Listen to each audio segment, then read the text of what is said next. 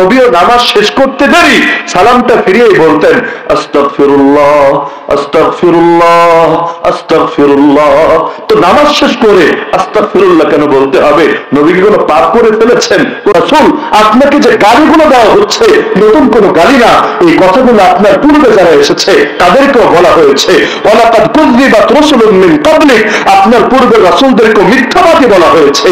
ফাসাবারু আলা মা কুযযিবু ওয়া উযু, তারা সবর করেছে, তাদেরকে কষ্ট দেওয়া হয়েছে।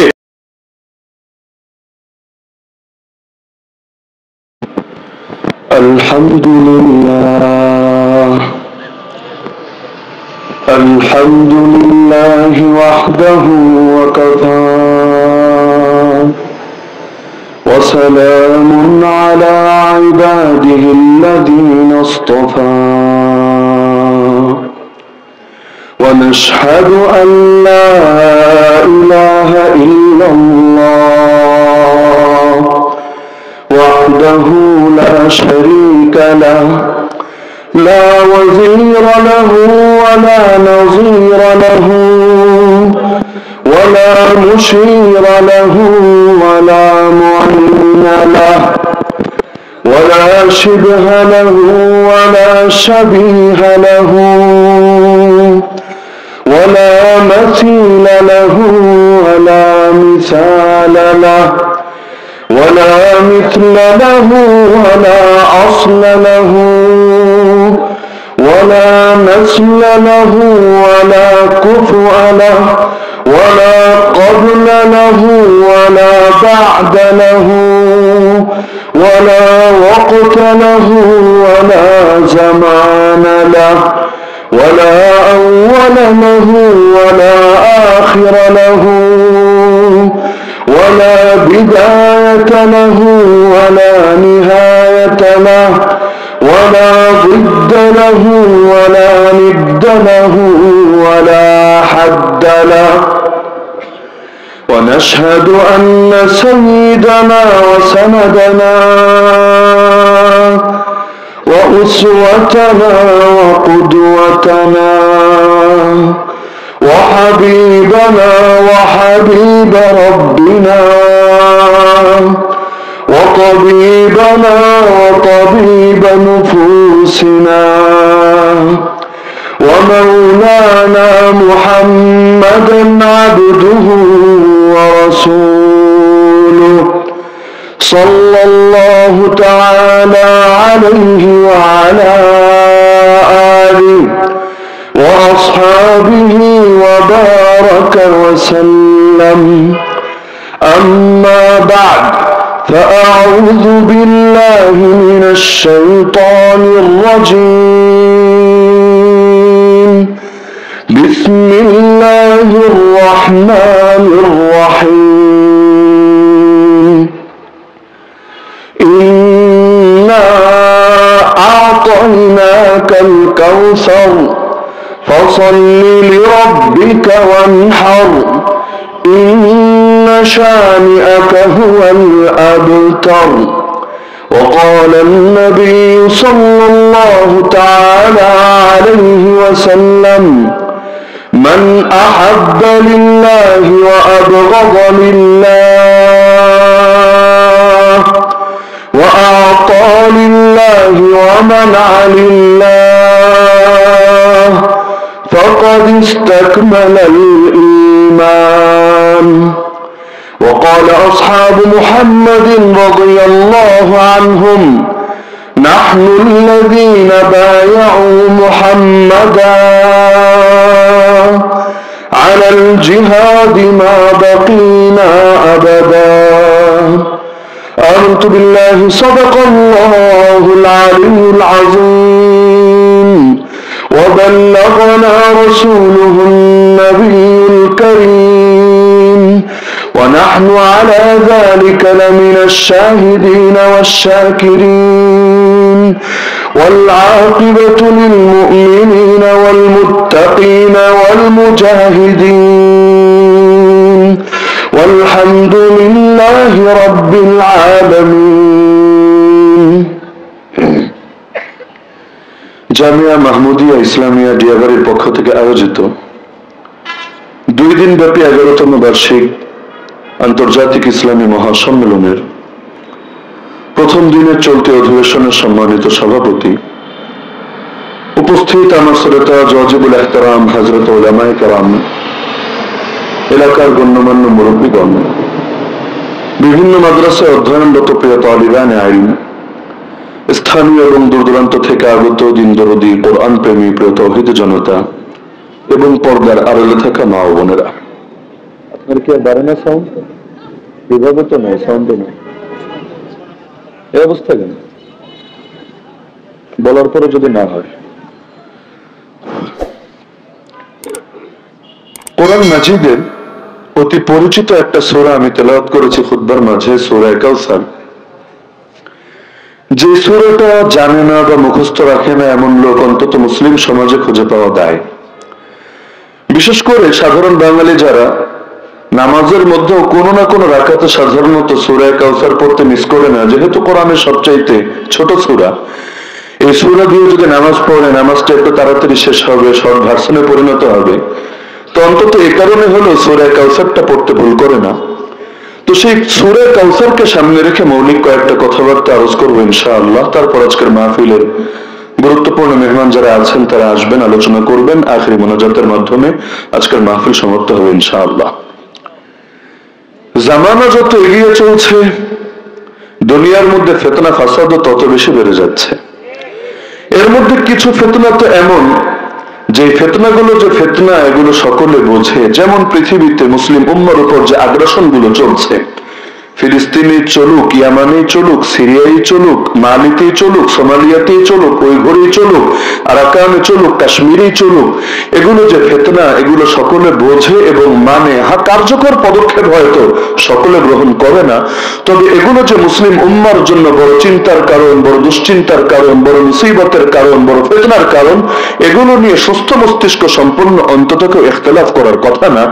তবে এ ধরনের আগ্রাসন গুলো, যেগুলো সামরিক আগ্রাসন, এগুলো চেনা যতটা সহজ, কিন্তু সাংস্কৃতিক আগ্রাসনটা চেনা এর চাইতে 1000 গুণ বেশি কঠিন। তবে ক্ষেত্র বিশেষ সেটা মুসলিম উম্মার জন্য আরো বেশি ক্ষতির কারণ। কারণ ময়দানে এসে কাফের যদি মারে, হয়তো এসে মারবে, মারতে মারতে জানেই মেরে ফেলবে, আমাদের রক্তে দুনিয়ার জমিন রঞ্জিত হবে, কিন্তু এতে যে মারা যাবে তার বিবেচনায় তো লাভ আর লাভ। কারণ রক্তের প্রথম ফোঁটা জমিনে ঝরবে, আল্লাহ তাআলা তার আগেই তার সব পাপ ক্ষমা করে দিয়ে তার রূহ নিয়ে জান্নাতের সবুজ পাখির ভেতর ঢুকিয়ে দিয়ে বলবে, এবার ডানা মেলে মেলে উঠতে থাকো আর জান্নাতের নাজ নিয়ামত ভোগ করতে থাকো। তো এর দ্বারা জালেমের জাহান্নামও বড় হচ্ছে আর মজলুমের জান্নাতের মাকামও বড় হচ্ছে। এত বড় মাকাম সে পেয়ে যাবে ইনশাআল্লাহ। সাধারণ ইবাদত বন্দেগীর দ্বারা হয়তো সেটা কখনোই পেত না। ইন্না ইজামাল জাযাই মা ইজামিল বালা ওয়া ইন্নাল্লাহা ইযা হাব্বা কওমান ইবতালাহুম। মুসিবত যত বড় হয় এর সঙ্গে সঙ্গে রবের কাছে পুরস্কার তত বড় হয়। আর রব যখন কোন জাতিকে ভালোবাসে, সেই ভালোবাসার দাবিতেই তাদেরকে বিপদে ফেলে পরীক্ষা করে। ফামান রাদিয়া ফালাহুর রিদা ওয়া মান সাখিতা ফালাহুস সাখাত। বিপদে পড়েও যারা আল্লাহর উপর রাজি থাকে, আল্লাহ তাদের উপর রাজি হন। আর যারা আল্লাহর উপর নারাজ হয়ে যায়, আল্লাহ তাদের উপর নারাজ হয়ে যান। হ্যাঁ, তারা হয়তো দুনিয়া সকলে মূল্যায়িত হয় না, সকলে তাদের নামও স্মরণ করে না, আর তাদের নাম নিয়ে প্রতি বছর বছর চেতনাও হয়তো জাহের হবে না, কিন্তু মূল বিষয় তো জমিনে দামি হওয়া না, মূল বিষয় তো রব্বুল আরশিল আজিমের কাছে দামি হওয়া।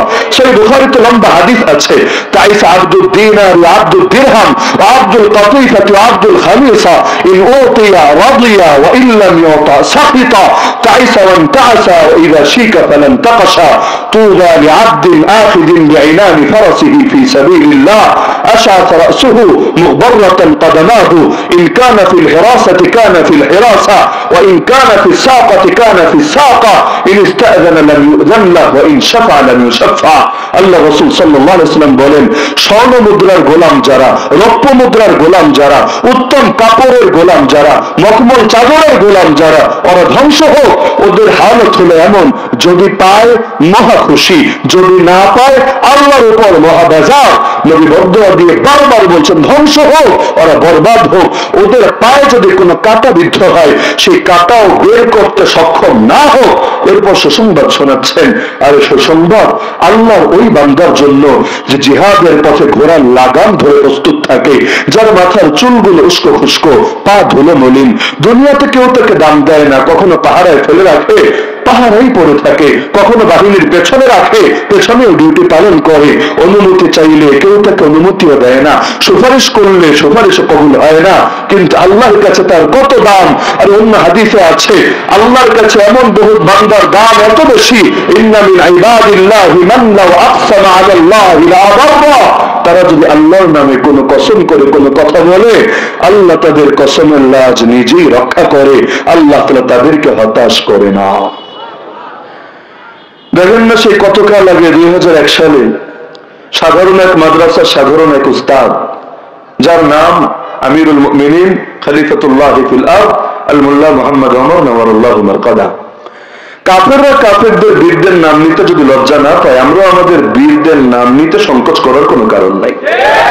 দুনিয়ার মধ্যে রক্তক্ষেকো যারা ছিল, সেই হিটলারই হোক, মুসলিনই হোক, অথবা বড় বড় সকলের নামও আমি টানতে চাই না এখানে, তাদের নাম নেওয়া তো শুধু দূরের কথা, তাদের জীবনে নিয়ে এই বই নিয়ে রাস্তায় রাস্তায় ঘুরে বেড়ান, কেউ বাঁকা চোখেও তাকাবে না, কেউ উগ্রবাদী বই পড়ছেন, অথবা মৌলবাদী হয়ে যাচ্ছেন, অথবা জঙ্গিবাদ জড়িয়ে যাচ্ছেন, অথবা টেরোরিজমের সাথে আপনার রিলেশন হচ্ছে, এই জাতীয় মন্তব্য কেউ কখনো করবে না। তো দুনিয়াতে যাদের হাতগুলো কোটি কোটি মানুষের রক্ত রঞ্জিত, এমনকি 2 বিশ্বযুদ্ধে যারা কোটি কোটি মানুষের রক্ত খেয়েছে, ওদের নাম মুখে নিতে যদি ওরা লজ্জা না পায়, আল্লাহর কসম, যারা মুসলিম উম্মাকে হেফাজতের জন্য, মসজিদ মাদ্রাসার নিরাপত্তার জন্য, আল্লাহর জমিন আল্লাহ দ্বীনের নিরাপত্তা নিশ্চিত করার জন্য, আর কাফেরদেরকে উচিত শিক্ষা দেওয়ার জন্য, যারা নিজেদের জানের পরোয়া করে নাই, আর কিছু পারি বা না পারি, অন্তত তাদের সুনাম করতে, তাদের প্রশংসা করতে আমাদের লজ্জা পাওয়ার কোনো কারণ নাই।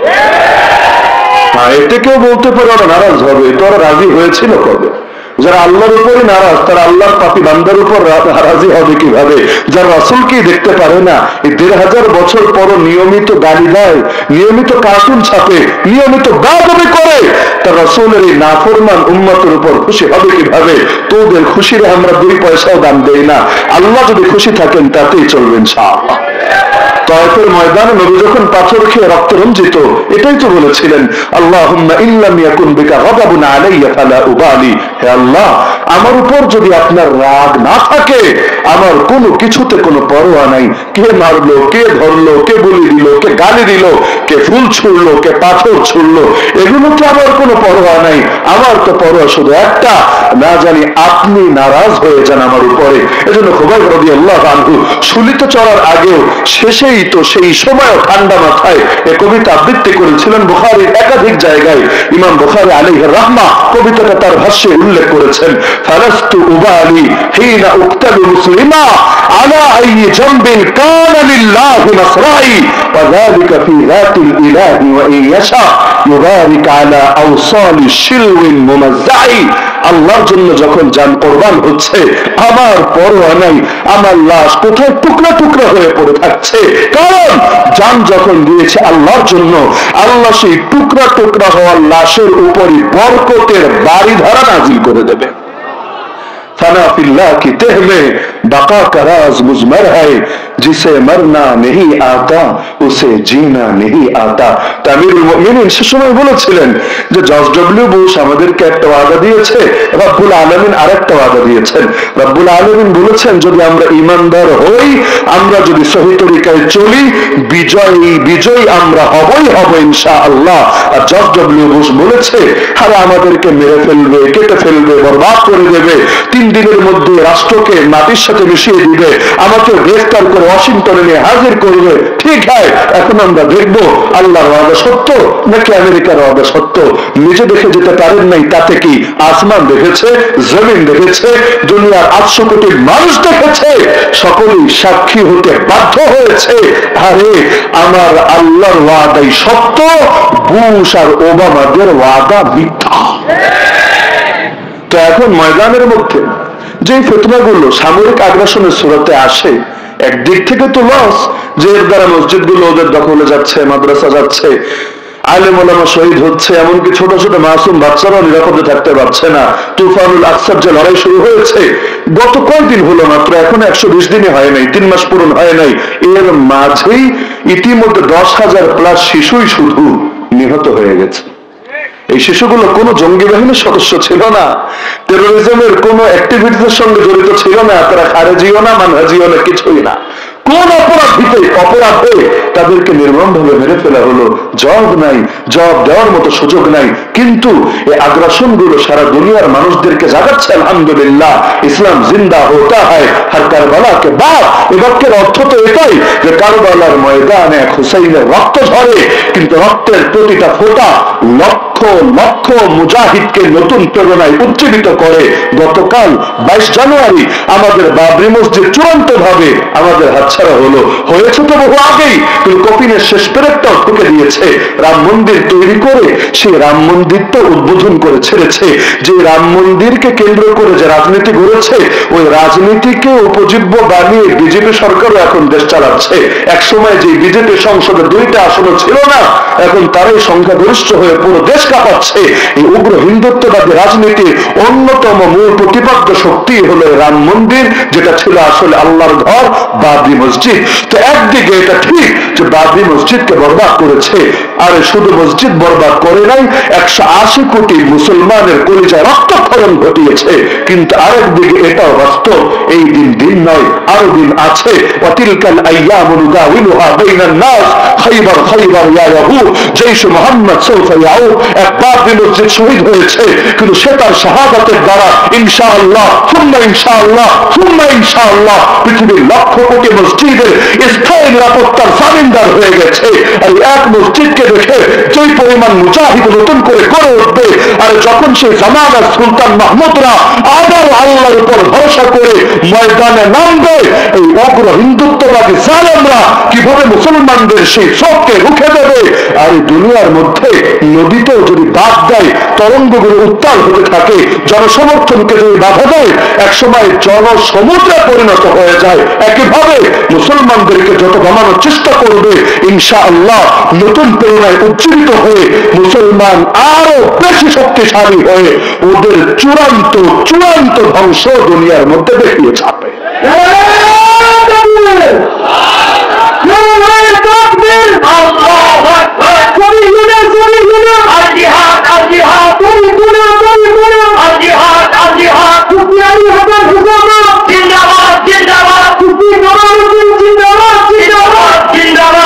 তো কোরবানি কখনো ব্যথা যায় না। আলহামদুলিল্লাহ, যেই মাটিতে শহীদের খুন ঝরে, 2 দিন আগে বা পরে সেখান থেকে ইসলামের ফুল ফোটে।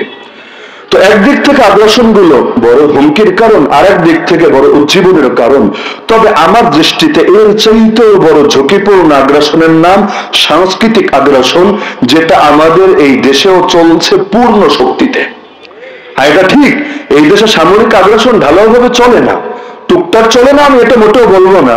অনেক সময় সামরিক টার্গেটের শিকার হতে হয় অনেককে বিচ্ছিন্ন ভাবে বিভিন্ন দূরবর্তী ইশারার কারণে। একেবারে মোটেও হয় না, আমি সেটা বলবো না। তবে যতটুকু সামরিক আগ্রাসন হয়, এর চাইতে 1000 গুণ বেশি সাংস্কৃতিক আগ্রাসন চলে। ইসলাম রাখেন, গণতন্ত্রের কথাও যদি ধরেন, গণতান্ত্রিক মূল্যবোধ তো এটা, অধিকাংশ জনগণ যা চাইবে তাই বাস্তবায়িত হবে।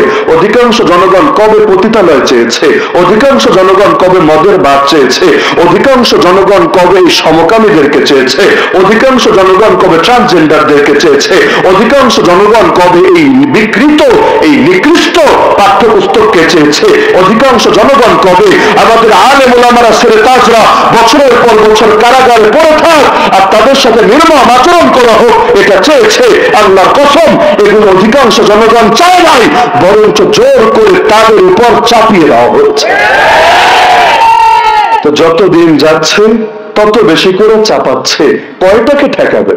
একদিক থেকে যদি বাধা আসে একটারে ঠেকাবেন, 2 দিক থেকে আসলে 2টারে ঠেকাবেন। কিন্তু শয়তান তো আল্লাহকে বলে এসেছিল, আল্লাহ কয় দিক থেকে তোমার বান্দা আমার হাত থেকে হেফাজতে থাকবে? সুম্মা লাআকুদান্না লাহুম সিরাতাকাল মুস্তাকিম, আরে তোমার সিরাতে মুস্তাকিমের পথে পথে আমি বসে থাকবো তাদের জন্য। সুম্মা লাআতিয়ান্নাহুম মিন বাইনি আইদিহিম ওয়া মিন খালফিহিম ওয়া আন আইমানিহিম ওয়া আন শামাইলিহিম, কখনো আসবো সামনে থেকে, কখনো পেছন থেকে, কখনো ডান থেকে, কখনো বাম থেকে, ওয়ালা তাজিদু আকসারাহুম শাকিরিন। বেয়াদব আল্লাহর সামনে দাঁড়িয়ে বলছে, আল্লাহ তুমি দেখবা অধিকাংশ বান্দাই তোমার শুকরগুজার না। কারণ কয় দিক থেকে আমাকে ঠেকাবে, একদিকে মনোযোগ দিলে স্বাভাবিকভাবে আর একদিকে মনোযোগ ঢিলা হয়। যেমন আন্দোলন কয় বিষয় নিয়ে করতে পারবেন আপনি? এক বিষয়ের আন্দোলন একদিনেই তো আন্দোলন শেষ হয় না। আন্দোলন শুরু করলে সমাধান করতে করতে 2 মাস, কিন্তু দেখবেন একদিকে আন্দোলন শুরু করেছেন ওটা কমেছে, আরেক দিক থেকে নতুন ফেতনা এসে মাথা চারা দিয়েছে, আবার ওটার পেছনে লাগবেন, ওটারে সাইজ করার আগে দেখবেন আরো 3টা মাথা চারা দিয়েছে। মানে কয়টারে মারবেন? 1টা 2টা হলে মোকাবেলা করা যায়, 10টা 20টা হলে মোকাবেলা করা যায়, কিন্তু ফেতনা যখন সমুদ্রের মতো একেবারে দেখা যায় না যার কোনো কুল এভাবে আসতে থাকে, তখন কিভাবে মোকাবেলা করে? একেবারে গাছের শিকড়ে যখন কাটা হয়ে যায়, তখন ওই ডালের উপর সামান্য পানিটাকে ঢেলে লাভ হয় না, টপ টু বটম সবই তো নষ্ট হয়ে গেছে। ওই বলে না বাংলায়, সর্বাঙ্গে ব্যথা ওষুধ দিব কোথায়? যার কারণে এমন নিকৃষ্ট বিষয়গুলো নিয়ে এই যুগে আলোচনা করা লাগবে। আরে এটাও তো আমার ভাবলে মাঝে মধ্যে অবাক লাগে, কারণ যার ন্যূনতম কমন সেন্স আছে, অনেক ফেতনা এমন এগুলো বলা লাগে না রে ভাই, এগুলো একেবারে গ্রামের অশিক্ষিত মূর্খ সূর্খ মানুষদেরও বোঝানো লাগে না, আপনি বোঝে। এই ট্রান্সজেন্ডার বা যে বিকৃত যৌনতা, বরঞ্চ সমকামিতাকে বৈধ করার একটা আপডেট রূপ, এটা বুঝতে কি পিএইচডি করা লাগে? এটা বুঝতে কি সেই তথাকথিত ব্র্যাক গে ইউনিভার্সিটি, আমি এখন এই নামেই বলি, তথাকথিত ব্র্যাক গে ইউনিভার্সিটি, ওইখান থেকে বড় বড় ডিগ্রি নিয়ে কি এগুলো বোঝা লাগে? এগুলো বুঝতে ন্যূনতম আকলে সালিম থাকলেই চলে। ট্রান্সজেন্ডারবাদের মূল কথা কি? মূল কথা হলো আমার নজরের মূল কথা হলো ট্রান্সজেন্ডার বা জাস্ট একটা মানসিক রোগ, ভিন্ন কিছু না। এটা একটা মানসিক রোগ। মানসিক রোগ তো কত রকমই হয়, কিছু ডাক্তাররা সমাধান দেয়, কিছু হুজুররা পিটায় পিটায় ছাড়ায়, মানে জিন জাতীয় যেগুলো আছে। ডাক্তারের কাছে গেলে ডাক্তার তো আর অনেক সময় জিনে বিশ্বাসী না, অনেকে তো এইরকম অদৃশ্য জিনিস বিশ্বাসী করতে রাজি না, এটাই তাদের প্রগতিবাদ, এটাই তাদের স্মার্টনেস। তো এখন দেখা যায় ডাক্তারে গিয়ে সমাধান পায় না, কিন্তু হুজুরদের কাছে আসলে 2 মিনিটও লাগে। আমরা ছোটবেলায় যখন সিলেট দারুস সালামে পড়তাম, প্রতি মঙ্গলবার বালিয়া পীর সাহেব হুজুর যেতেন, আর শত শত হাজার হাজার মানুষ, তথাকথিত মানসিক রোগী, বাস্তবে জিনে ধরা রোগী এসে ভিড় করত। কত রকম পাগলামি, সুবহানাল্লাহ। 4 জন 5 জন মিলে ধরে রাখতে পারে না, যেন অসুরের শক্তি এসে ভর করেছে, এমনি করে ছিটায় ফেলায়। কিন্তু খালি কোন রকম কষ্ট করে ভেতরে ঢোকানোর পর 2টা বেতের বাড়ি, সামান্য একটু তাসবিহ, কোরআনের 2-4টা আয়াত, আল্লাহ রাসূলের শেখানো 2-4টা বাক্য, ব্যাস। এরপর বের হচ্ছে যেন যুগের হাসান বসরি। তো এখন কিছু সমাধান হয় এভাবে, আর কিছু হয় ওই বাস্তবে যেগুলো মানসিক রোগ, যেখানে জিন জাতীয় কোনো ব্যাপার জড়িত নাই, সেখানে ডাক্তাররা ট্রিটমেন্ট করে সমাধান হয়ে যায়। আমার নজরে এই ট্রান্সজেন্ডার বা এটা আসলে মানসিক সমস্যা ছাড়া কিছু না, এর চিকিৎসা মানসিক ভাবেই করতে হবে। কিন্তু নিজের মানসিক সমস্যা সমাধান না করে এখন তারা নেমেছে গোটা দেশটাকে বরবাদ করবে বলে। কারণ এতকাল পর্যন্ত লোকে জানতো যে শুক্রাণু উৎপাদন করে তাকে বলে পুরুষ, যে ডিম্বাণু উৎপাদন করে তাকে বলে মহিলা, এটাই তো সংজ্ঞা, যে শুক্রাণু উৎপাদন করে তাকে বলে পুরুষ, যে ডিম্বাণু উৎপাদন করে তাকে বলে মহিলা। কিন্তু আগে আমরা ছোটবেলায় বেদাতীদের থেকে শুনতাম, আপনারা শুনেছেন কিনা, মনের পর্দা বড় পর্দা, বাইরের পর্দা লাগে না। শোনেন নাই আপনারা? কিছুকাল আগ থেকে আমরা নাস্তিক বেঈমান সেকুলারদের মুখ থেকে শুনি, মনের কোরবানি বড় কোরবানি, বাইরের কোরবানি লাগে না, মনের পশু জবাই করো, গরু জবাই করলে আরে জীব হত্যা, এগুলো বড় ভয়ঙ্কর ব্যাপার স্যাপার। এক সময় মানুষ খাবেটা কি? সারা বছর কাবাব খাওয়ার সময়, গ্রিল খাওয়ার সময়, কাচ্চি বিরিয়ানি খাওয়ার সময় মনে থাকে না, তবে কোরবানি আসলে খুব মনে পড়ে। মনের পশুকে কোরবানি করতে হবে, মনের পশুর গোশত খেতে হবে। এই গোশতের কেজি কত করে? এই গোশতটা দেখতে কেমন? এটা কোন বাজারে পাওয়া যায়? আল্লাহ ভালো জানে, এগুলো জবাব নাই। তো এখন মাঝে মধ্যে সবক দেয়, বিশেষ করে কোন বছর যদি দুর্ঘটনা ঘটে, যেমন গত 2-3 বছর আগে আমাদের সুনামগঞ্জে বন্যা হয়েছিল, তো এখন এগুলো হলো তাদের মহা সুযোগ। আরে টাকাগুলো দিয়ে গরু জবাই না করে টাকাগুলো বন্যার্তদের মধ্যে দাও, ফায়দা বেশি হবে। নিজেদের বেলায় তো আর মনে থাকে না যে তোমরা বিশেষ দিনে গিয়ে এইরকম পূজা উৎসব অর্চনা যেগুলো করো সেকুলার ধর্ম অনুসারে, অমুক খাম্বার তলে গিয়া পূজা, অমুক জায়গায় গিয়ে মোমবাতি জ্বালায় শোক, স্থাপন করা ইত্যাদি ইত্যাদি। এগুলো এই চেতনা ব্যবসার পেছনে যে লক্ষ কোটি টাকা ব্যয় করো, আর পহেলা বৈশাখ আসলে তো আছেই মাশাআল্লাহ, এসো হে বৈশাখ এসো এসো, রিসিভ করতে গিয়েছে মেহমানকে আর কি। কারণ যদি এখন বৈশাখে রিসিভ করতে না যায়, বৈশাখ যদি মাইন্ডে নাই, আমি বাংলাদেশে গেলাম আমার পাত্তাই দিল না, রিসিভ করতে কেউ আসলো না, তো ঠিক আছে বাঙালি যেতে সাবধান, এবছর আর তোদের কাছে আসবো না, এবছর চৈত্র এসেছে থাক, এই বছর জ্যৈষ্ঠ আসবে ও আসুক। তবে আমার মাইন্ডে লেগেছে আমি প্রধান অতিথি হওয়ার পর যেহেতু রিসিভ করতে আসিস নাই, আমি তাহলে আসবো না। এজন্য হুতুম পেঁচা নিয়ে রাস্তায় বের হয়ে গিয়ে রিসিভ করে, কাম হেয়ার কাম হেয়ার, এসো হে বৈশাখ এসো এসো। তো এগুলো কি মাগনা মাগনা হয়? এগুলোর পেছনে টাকা লাগে না?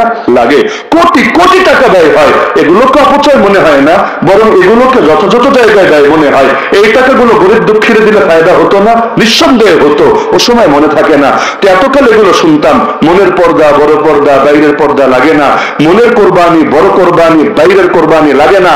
আরেক দল আছে মনের নামাজ বড় নামাজ বাইরের নামাজ লাগে না, নামাজ টামাজ পড়ে না, বরং ওরা মনে করে কলব জারি হয়ে গেলেই কাম চলে। আর ওই জারি যে আবার কোন জারি এটা আল্লাহ ভালো জানে। তারপর আবার বের হয়েছে মনের জিহাদ বড় জিহাদ, বাইরের জিহাদ লাগে না, মনের সঙ্গে আধা ঘন্টা ভীষণ ভীষণ করলেই চলে, ময়দানে কাফেরদের মোকাবিলা করা লাগে না। সর্বশেষে বের হয়েছে এই ছাগলামি, মনের লিঙ্গই বড় লিঙ্গ বাইরের লিঙ্গ ব্যাপার না। এখন দেখতে তারে মনে হয় পুরুষ, কিন্তু সে মনে মনে মহিলা। এখন বাসে উঠেছে, এখন মহিলার সিটগুলো পুরুষরা দখল করে রেখেছে। বাসে সংরক্ষিত আসন থাকে না, এখন থাকে কিনা আমি জানি না, বহু বছর ধরা হয়নি। একসময় আমরা দেখতাম লোকাল বাসগুলো তো 6টা 8টা 9টা আলাদা সিট থাকতো মহিলা এবং প্রতিবন্ধীদের জন্য। তো এখন গিয়ে দেখলো যে পুরুষ বসা আছে, এখন বলবে ভাইয়া সরে যান।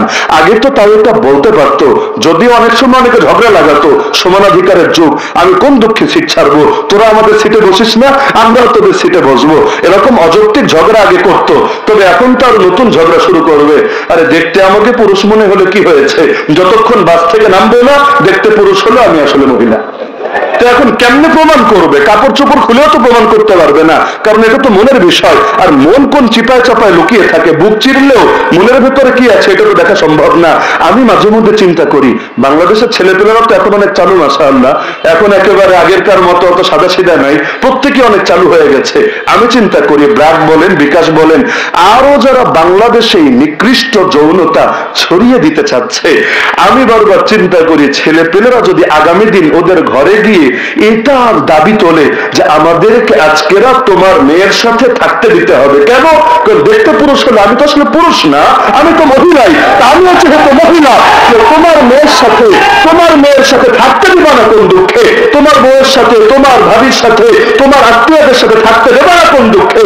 কারণ তুমি তো আমার মন চেক করে প্রমাণ করতে পারবা না যে আমার মনের মধ্যে আসলে মহিলাত্ব নাই। তো পারলে প্রমাণ করো গিয়ে, যেহেতু এটা পারবে না তাহলে দাবি তো মানা উচিত। কারণ ভার্সিটিতে যদি মহিলা হোস্টেলে, বুঝছেন, মহিলা হোস্টেলে পুরুষ গিয়ে সিটের দাবি করতে পারে এটা বলে যে সে মনে মনে মহিলা, আর এগুলোর পক্ষে হলুদ মিডিয়া সেকুলার মিডিয়া নাউযুবিল্লাহ দালালিও করতে পারে, তাহলে এটা অযৌক্তিক হবে কোন দুঃখে? আগামী থেকে ছেলেরা গিয়ে যদি ভিড় করতে শুরু করে ওদের অবস্থা কি হবে? কারণ এমনি মুখে মুখে যাই বলুক না কেন, এই লাইনে যে কোনো কম্প্রোমাইজ করবে না, এ ব্যাপারে আমি 100% শিওর। তো অনেক সময় অনেক কিছু এগুলো অত কোরআন হাদিসের দলিল দিয়ে সমাধান করা যায় না, কিছু জিনিস সমাধান করতে হয় উপস্থিত যুক্তিতর্ক দিয়ে, ছাই দিয়ে ধরতে হয়। নবী ইব্রাহিম আলাইহিস সালাম তাগুত নমরুদকে থামাইছিলেন কিভাবে? জাস্ট 2টা বাক্যে একেবারে ওরে নাকানে চুবানে খাইয়ে দিয়েছেন, ঘন্টার পর ঘন্টা বিতর্ক করা লাগে নাই। প্রথম একটা তীর মেরেছেন, দ্বিতীয় আরেকটা তীর মেরেছেন। প্রথম তীরটাও যে ভুলে মেরে ফেলেছেন, আবেগে করে ফেলেছেন, বিষয়টা এমন না, অনেকে বোঝে না, বলে নবী ইব্রাহিম প্রথমেই তেমন যুক্তি দিতে পারতেন যে যুক্তি নমরুদ কিছুতেই খণ্ডন করতে পারে না। অবশ্যই সম্ভব ছিল, একেবারে ডাইরেক্ট এক বাক্য। নমরুদের বাপেরও ক্ষমতা নেই সেই বাক্যের জবাব দিবে, সম্ভব। কিন্তু নবী ইব্রাহিম এটা না বলে শুরুতে বললেন রব্বি আল্লাযী ইউহয়ী ওয়া ইউমীত। বিতর্কের প্রথম কথা, আমার রব তিনি যিনি জীবন দেন, যিনি মরণ দেন। এটা হলো তার দাবির পক্ষে দলিল। দাবি কি? এটা আয়াতে বলা নাই, এটা সকলের জানা আছে। দাবি হলো আল্লাহ আমার রব, তাগুত নমরুদ তুই কিছুতেই আমার রব হতে পারিস না। তো তো এখন আল্লাহ তার রব, এটা হলো দাবি, দাবির পক্ষে লাগে দলিল, কারণ যে দাবি করে দলিল তাকেই দিতে হয়। আল বাইয়িনাতু আলাল মুদ্দাই, দাবির পক্ষে দলিল দিলেন কি, যে আমার রবের দুটো গুণ আছে, একটা গুণ হলো তিনি জীবন দেন, আর একটা গুণ হলো তিনি মরণ দেন। রবের গুণ যে দুটোতেই সীমাবদ্ধ বিষয় তেমন না, আমার রবের গুণ এত বেশি, গোটা জগতের সব গাছকে যদি কলম বানান, সব সমুদ্রের পানিকে যদি কালি বানান, তাহলে লিখতে লিখতে কলম, কালি, কাগজ সব ফুরাবে, কিন্তু আমার রবের কালিমা লিখে শেষ করা যাবে না। কুল্লাউ কানাল বাহরু মিদাদা লিকালিমাতি রাব্বি লানাফিদাল বাহরু ক্বাবলা আন তানফাদা কালিমাতু রাব্বি ওয়ালাউ জিনা বিমিসলিহি মাদাদা। তো রবের গুণের তো অভাব নাই, কিন্তু দুইটা পয়েন্ট টান দিলেন, বিতর্ক তো বিতর্কই। এখন কেন টান দিয়েছেন? কারণ এই পয়েন্টে টান দিলে নমরুদ একটা ভুল করবে। বিতর্কে অনেক সময় নিজে নিজে খাল কাটা লাগে। কেন? যদি কুমির ঢোকে, কুমির ঢুকলে কি হবে? ঢুকবে তার নিজের ইচ্ছায়, বের আর হতে পারবে না নিজের ইচ্ছায়, ঢুকবে। কিন্তু যিনি মরণ দেন চাইলে আরো বহুত কিছু বলতে পারতেন, বলেন নাই। এখন তাও তো নমরুদ এই ফাঁদেই পা দিয়ে বসেছে। সে বললো, হাই রে, এইটা নাকি রব দলিল? তাহলে তোর দলিল শেষ, আমি এবার রব বলে প্রমাণিত। কিভাবে? আনা ওহি ও উমির, আমি না জীবন দেই, আমি না মরণ দেই। কিভাবে? জেল থেকে দুইজনকে ডেকে আনলো, দুই কয়েদিকে একজনকে ছেড়ে দিল আর একজনকে মেরে ফেললো। বলদে বলল, দেখ, এই যে জীবন দিলাম, এই যে মরণ দিলাম। যদিও এটাকে জীবন দেওয়া বলে না, এটাকে মরণ দেওয়া বলে না, কারণ জীবন যদি ওই দিয়ে থাকে, তাহলে জীবন পাওয়ার আগে জেলে ঢোকালো কিভাবে? মনে করেন আমি যদি চ্যালেঞ্জ দিই গোটা বাংলাদেশ না গোটা দুনিয়ার সবাইকে, পারলে আমার নাতিরে জেলে ঢুকাতো, একেবারে চ্যালেঞ্জ দিব, 1 কোটি টাকা চ্যালেঞ্জ। যদি পারো আমার নাতি, যদি 1 কোটি নাই আমার কিডনি বেচলেও হবে না, এমনি বোঝার স্বার্থে বলছি, যে আমার নাতিরে পারলে জেলে ঢুকাতো, পৃথিবীর কারো সাধ্য নয় আমার নাতিরে জেলে ঢুকাবে, কারণ আমার ছেলেই হলো পিচ্ছি, নাতি আসবে কোত্থেকে? তো যার জীবন নাই তারে জেলে ঢুকানো যায়? তাহলে সে যাদেরকে মুক্ত করলো ওদেরকে জীবন সে দিয়েছে না জীবন আগ থেকেই ছিল? স্পষ্ট আগ থেকেই ছিল। এখন আপনি বলতে পারেন নবী ইব্রাহিম তো এই পয়েন্টেই ধরতে পারতেন, এই পয়েন্টে ধরলেন না কেন? না রে ভাই, তাহলে বিতর্কে খেলা আপনি বোঝেন না, খেলা এখানে অন্য জায়গায়। প্রথমে নবী ইব্রাহিম দলিল দিয়ে ওর রেসপন্সিবিলিটি দেখে নিলেন যে সে কেমন আচরণটা করে। দেখলেন ও শুধু কথাই শেষ না, কাজেও এটার প্রকাশ ঘটিয়ে থাকে, মুখ দিয়েও বলে, কর্ম দিয়েও সেটার পক্ষে দলিল দিয়ে থাকে। মুখ দিয়েও বললো জীবন দেই, মরণ দেই, আবার কাজেও দুইজনকে ডেকে একজনকে ছেড়ে দিল আর একজনকে মেরে ফেললো। তার মানে সে শুধু কথাই বিশ্বাসী না, কথায়ও বিশ্বাসী, কাজেও বিশ্বাসী। আর কি লাগে? এবার দ্বিতীয় বাক্য আসল তীরটা ছুড়ে ফেললেন। তাহলে শোন বাবা, আমার রব তিনি যিনি পূর্ব দিক থেকে সূর্য ওঠান, পশ্চিম দিকে নিয়ে ডোবান। ফাতি বিহা মিনাল মাগরিব আল আমরু লা ইয়াক্তাজি তাকরার আল আমরু লা ইয়াক্তাজি ইল্লা দাফআতান ওয়াহিদা। তুই পারলে একবার পশ্চিম দিক থেকে সূর্য ওঠা দেখি। এখন যদি বলে হ্যাঁ আমি উঠাই তো, ও ডেলি তো আমিই করি, আবার ওই যে কিয়ামতের আগ দিয়ে হবে আমিই করব, এটা তো জাস্ট কথা হলো, কাজ তো হলো না। আগের পয়েন্টে কিন্তু তিনি ওর ধরে ফেলেছেন মজবুত ভাবে যে নমরুদ শুধু কথা বলে না, সে কথাও বলে কাজও করে। এখন এসে যদি খালি চাপা মারে, কাজ না করে, ওর যুক্তিতেও নিজেই ধরা খাবে। এখন মুখ দিয়ে বললে তাকে কাজে প্রমাণ দিতে হবে। কিন্তু সূর্য তো আর জেলখানার কয়েদি না, ডেকে এনে রিমান্ডে নিয়ে আচ্ছা মতো বানাবে, মাইটের খেয়ে সূর্য বলবে স্যার ও স্যার আর মাইরেন না, কোন দিক দিয়ে ওঠা লাগবে খালি বলেন না, পূর্ব পশ্চিম উত্তর দক্ষিণ ডান বাম উপর নিচ ব্যাপার না, খালি বলবে লাভ দিয়ে ওদিক দিয়ে উঠে যাবো। কারণ সূর্যের সঙ্গে তো আর মাস্তানি চলে না। এবার বলদের কাছে আর কোনো জবাব থাকলো না, সে লাজবাব হতে বাধ্য হলো। যদিও বিতর্কই সবকিছু সমাধান হয় না। বাংলাদেশে অনেকে ভাবে এই নাস্তিকদের সঙ্গে ডায়লগ করলে, এই কাদিয়ানি বিভিন্ন বাতিল বাতিল দল এদের সঙ্গে ডিবেট করলে মনে হয় কেচ্ছা খতম হবে। কিচ্ছু হবে না ভাই। এগুলো ক্ষেত্র বিশেষ দুই একজন শাখাগত সাধারণ বিচ্ছিন্ন মানুষের জন্য হেদায়েতের জরিয়া হলে হতে পারে, কিন্তু মূল শয়তান যেগুলো শুধু বিতর্ক দিয়ে আপনি তাকে কিছুই করতে পারবেন না। কারণ যে ঘুমিয়ে থাকে তাকে জাগানো যায়, যে ঘুমের ভান ধরে পড়ে থাকে তাকে জাগানোর কি উপায়? এজন্য দেখবেন অমুসলিমকে মেহনত করে দাওয়াত দিয়ে দিয়ে মুসলমান বানাতে পারবেন সহজে, কিন্তু ঘাউরা বেদাতি গুলারে বুঝাতে বুঝাতে বুঝাতে নিজের জানদারে পানি বানিয়ে ছাড়বেন, তাও আর ওদেরকে পারবেন না লাইনে আনতে। কারণ যত যাই বলবেন, বলবে বাপু তুমি যাই বলো, বিচার যাই করো, তাল গাছ কিন্তু আমারই থাকবে। তো মেনেই যখন নিয়েছে তাল গাছ তার থাকবে, এখন আপনি কিভাবে তাকে লাইনে আনবেন? সম্ভবই না। অন্তরে আগে মোহর মেরে রেখেছে, লাহুম কুলুবুন লা ইয়াফকাহুনা বিহা। তো বিতর্কের দ্বারা ওর নিজের ফায়দা সবসময় হয় এমন না। না হলে বিতর্কে হারলে মূলনীতি কি? আমি হারলে আমি তোমারটা গ্রহণ করব, তুমি হারলে তুমি আমারটা গ্রহণ করবে, এর মানে তো বিতর্ক। বিতর্ক কাকে বলে? এটাকেই তো। ধরেন বেদাতীদের সঙ্গে বিতর্ক হলো, আগেই সত্য হলো এটা যে আবারও যদি হারাতে পারো আমি তোমার দরবারে খাদেম হব, জেলাপি কত খেতে পারো নিজের পকেটের টাকা দিয়ে কিনে তোমারে খাওয়াবো। আর যদি তুমি হারো তুমি এসে সব বেদাতি বাদ দিয়ে ওলামায়ে দেওবন্দের আকীদা গ্রহণ করবা, এটাই তো মূল কথা। তো নবী ইব্রাহিম যদি হারতেন, নমরুদ তাকে নমরুদের ধর্ম গ্রহণ করতে বাধ্য করতো না? নিঃসন্দেহে করতো, পিটাতে বেরোলে চামড়াই তুলে ফেলতো। কিন্তু এবার তো নমরুদই হেরেছে, তাহলে দরকার ছিল না সে নবীর আদর্শ গ্রহণ করবে? করেছিল? করে নাই। কারণ যাদের হাতে পাওয়ার থাকে তাদেরকে শুধু মুখের কথা দিয়ে দমানো যায় না। আর ফেরাউনের কাছে যুগের হামানদের বিরুদ্ধে বিচার নিয়ে গেলেও লাভ হয় না। সবসময় শুধু বিচার চাই বিচার চাই দিয়ে সমাধান হয় না। কারণ যে বিচার চাইবেন যার কাছে, রক্ষকই যদি হয়ে যায় ভক্ষক, সমাধান আসবে কিভাবে? তো সবচাইতে বড় ঝামেলা এখানে। তো বিতর্কে তো হারলো, কিন্তু নবীরে ধরে ঠিকই আগুনে ছুড়ে ফেললো, নাউযুবিল্লাহি মিন যালিক। তো এখন বলছিলাম এই জাতীয় যে ফিতনাগুলো আছে, যেগুলো সাংস্কৃতিক ফিতনা, অনেক মানুষ না বুঝেই পা দিয়ে বসে, এটা বাস্তব। অনেক মানুষের আসলেই মানসিক রোগ আছে। আজকে শাইখ আহমদুল্লাহ জানিয়েছেন যে ওনার অফিসে একজন লোক গিয়েছে, যে বাস্তবেই মানে কোনো কারো টাকা পয়সা খেয়ে না, বাস্তবেই ছোটবেলা থেকে তার মনে হতো সে মেয়েলি স্বভাবের, সে মেয়ে, কিন্তু তার দেহটা হলো পুরুষের। পরবর্তীতে তাদের নাকি একটা অ্যাপ আছে, বিশেষ ধরনের অ্যাপ। ওই অ্যাপটা যদি একবার কেউ ইনস্টল করে, একবার যদি ব্যবহার করতে শুরু করে, সে জানতে পারবে যে কোথায় কোথায় আরো সমকামী আছে, আরো ট্রান্সজেন্ডার আছে। উত্তরা 15 নম্বরে ওই বাসায় আছে, আবার গুলশান অত নম্বরে ওই জায়গায় আছে। তো ব্যাস একটা কমিউনিটি হয়ে যায়, পারস্পরিক রিলেশন হয়ে যায়, বোঝাপড়া হয়ে যায়। তো একবার সে সেই জালে গিয়ে যে ঢোকে সে আর কখনো বের হতে পারে না। তো এখন হুজুর জানালেন যে এখন সে আসলো, সেও জানালো যে একবার সে অ্যাপে গিয়ে যে ঢুকেছে আর বের হতে পারছিল না। কিন্তু এখন আলেম ওলামার আলহামদুলিল্লাহ জবান খোলার কারণে তার কাছে বুঝে এসেছে আসলে এটা মানসিক রোগ ছাড়া কিছু না। এখন হুজুরের কাছে এসেছে বিষয়টা সমাধানের জন্য।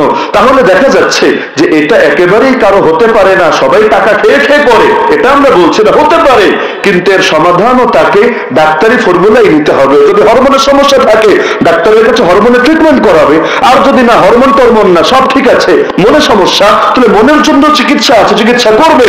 কিন্তু নিজেকে না শুধরিয়ে গোটা জাতিকে বরবাদ করবে, এটা তো হয় না। আমার গায়ে কাদা লেগেছে আমি ধুয়ে ফেলবো, শেষ। কিন্তু আমার গায়ে কেন কাদা লাগলো, এখন তোমাদের সবগুলোর কাদায় ভরে চুবাবো, এটা কখনো সুস্থ মস্তিষ্কের আচরণ হতে পারে না। তো এখন ফেতনা যত দিন যাবে ফেতনা বাড়তেই থাকবে। এটা ভেবে লাভ নাই রে ভাই যে যত দিন যাবে আমরা মেহনত বাড়ায় দিলে, সকলে মিলে একযোগে ময়দানে নামলে মনে হয় ফেতনা হারিয়ে যাবে। না, আমাদের জায়গা থেকে চেষ্টা তো করতেই হবে যাতে করে আল্লাহর কাছে জবাব দিতে পারি। কিন্তু হাদিস সামনে রাখলে এটাই বুঝে আসে, কিয়ামত যত ঘনিয়ে আসবে ফেতনা এত বাড়বে, ঈমান টিকিয়ে রাখা হাতে আগুন জ্বলন্ত অঙ্গার ধরে রাখার মতো কঠিন হবে। ইন্না মিন ওয়ারাইকুম আইয়াম আস-সাবর আস-সাবিরু ফীহিন্না আলা দীনিহি কাল কাবিদ আলাল জামর। এমনকি মুস্তাদরাক হাকিমে হাদিস আছে, এমন একটা জামানা আসবে মানুষ যদি খালি মুখ দিয়ে বলে ইযা ক্বালা আর-রাজুলু আল্লাহ কুতিলা, খালি মুখ দিয়ে যদি আল্লাহর নাম নেয়, অপরাধী তাকে আর বাঁচতে দেওয়া হবে না, তাকে নির্মমভাবে হত্যা করে ফেলা হবে। তো সুতরাং আমার মূল প্রতিপাদ্য আজকে এটা যে আমাদের একদিকে তো ফিতনার মোকাবেলা চালাতে হবেই হবে, কিন্তু আসল মেহনত নিজের ঈমানের উপর করা লাগবে, যা আমার ঈমান যাতে ঠিক থাকে।